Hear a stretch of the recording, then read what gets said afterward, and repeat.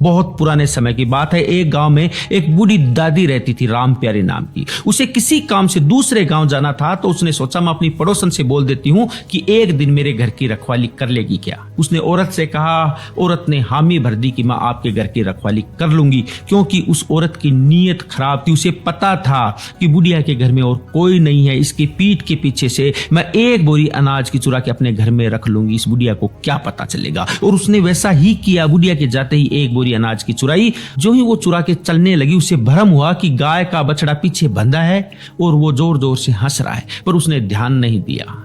वो अनाज की भरी बोरी घर पे रख के आ गई। जब शाम को बुढ़िया आई तो उसने पूछा कि दादी जी, आपका गाय का बछड़ा हंसता है? बूढ़ी औरत ने कहा, मेरे को नहीं पता बेटा, कलयुग है, हंसता भी होगा, तू जाके पूछ ले। औरत से रहा नहीं गया, वो बछड़े के पास में गई और बोली, दोपहर को तुम हंसे थे? बछड़ा फिर हंसा और बोला, हाँ हंसा था। उसने पूछा, क्यों हंसे? बछड़े ने कहा कि पिछले जन्म में मैंने राम प्यारी दादी से 200 रुपए उधार लिए थे। मैं वापस भी दे सकता था, पर मेरी नीयत खराब हो गई। मैंने सोचा बुढ़िया मेरा क्या उखाड़ लेगी, नहीं दूंगा, और मैंने इसको नहीं दी। और एक दिन अचानक से मैं मर गया। जब भगवान के घर गया तो भगवान ने कहा कि तुम्हारा 200 रुपए का कर्जा बाकी है, तुम दे भी सकते थे, फिर भी नहीं दे के आए, तुम्हारा मोक्ष नहीं होगा। और भगवान ने मुझे गाय का बछड़ा बना के इसके घर में पैदा किया है। अब सोचो मैं कब बड़ा होऊंगा, कब इसके काम आऊंगा, कब इसके 200 रुपए चुकेंगे और मुझे मोक्ष मिलेगा। तूने तो पगली इसकी पीठ के पीछे से इसके साथ विश्वासघात करके एक अनाज की बोरी चुराई है। तुझे क्या क्या बन के ये पैसे चुकाने पड़ेंगे। औरत की सब बात समझ में आ चुकी थी।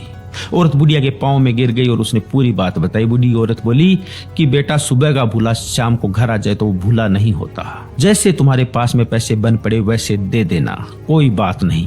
तेरे समझ में आ गया, ये बहुत बड़ी बात है। दोस्तों, आजकल लोग एक बात बोलते हैं कि या तो कुछ कर्जा या फिर कर्जा करके मर जा, नहीं देंगे तो क्या मेरा दुनिया उखाड़ लेगी। दुनिया तो उखाड़े या ना उखाड़े, ऊपर बैठा भगवान जरूर उखाड़ता है, और उखाड़ता ही नहीं, उगने के लिए जगह भी नहीं छोड़ता।